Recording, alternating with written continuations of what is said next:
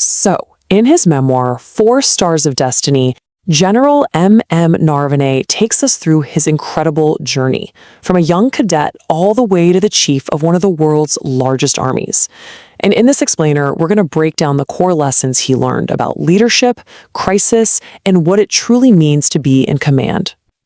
Right from the get-go, the title itself tells you almost everything you need to know. 4 Stars of Destiny isn't about one person's ambition. See, Narvan's whole point is that leadership is this unpredictable mix of your own talent, yeah, but also of perfect timing and the massive collective effort of an entire institution. No one reaches the top alone. So that really is the million-dollar question, isn't it? It's the one that defined his entire career. And to really get how he answered it, we've got to go back. Way back. We're going to trace his path from his earliest days as a cadet to the very moment he took on the highest rank, and all the immense responsibilities that came right along with it. Okay, so every great leader's story starts somewhere, right? With a foundation. Let's dig into how the core values of this future general were really forged, long before any stars ever appeared on his shoulder. It all started at home, with a strong culture of discipline. Then you get to the military academies, and that foundation gets pressure tested, big time. That's where grueling training teaches you that perseverance is everything and that humility often comes from failure. But the real classroom?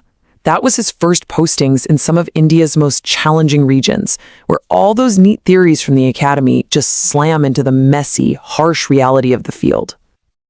And it was right there, in the thick of it, during those early field experiences, that he learned a lesson that would basically define his entire career. The true art of command isn't about your position, it's about your people. He figured something out really fast. The rank on his uniform could make people follow orders, sure, but it could never, ever earn their trust. He saw that real command wasn't about being the guy in the back shouting orders. It was earned by leading from the front, by showing empathy, and by understanding that the real strength of any unit comes from its morale. And that morale is built on knowing their leader actually cares about them and their families.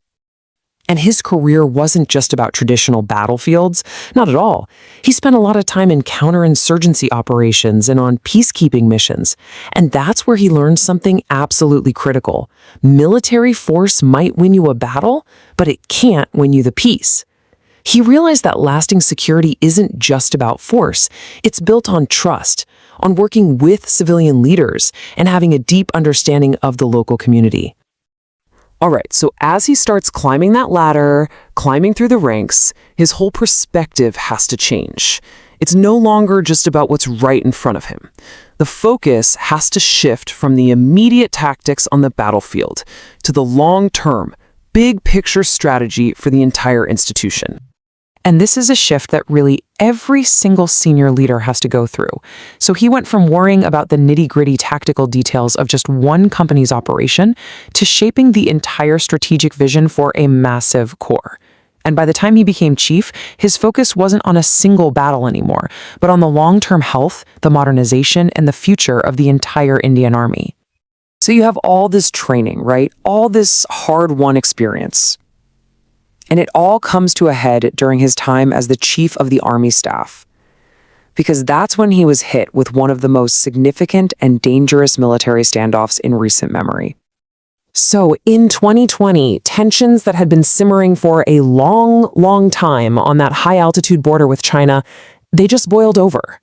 And make no mistake, this was not a drill. This was the real deal, a real-time test of military readiness, diplomatic nerve, and leadership under the most extreme pressure you can imagine. I mean, just think about the challenges here. They were absolutely staggering. You're trying to operate at altitudes where your body is literally screaming for oxygen, in weather that can kill you flat out.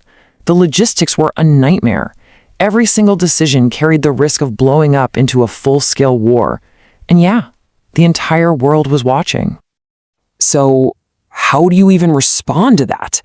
Well, it took this incredible balancing act. On one hand, you have to completely trust your commanders on the ground, the ones seeing it with their own eyes. But at the same time, you're coordinating with top political leaders and diplomats back in New Delhi.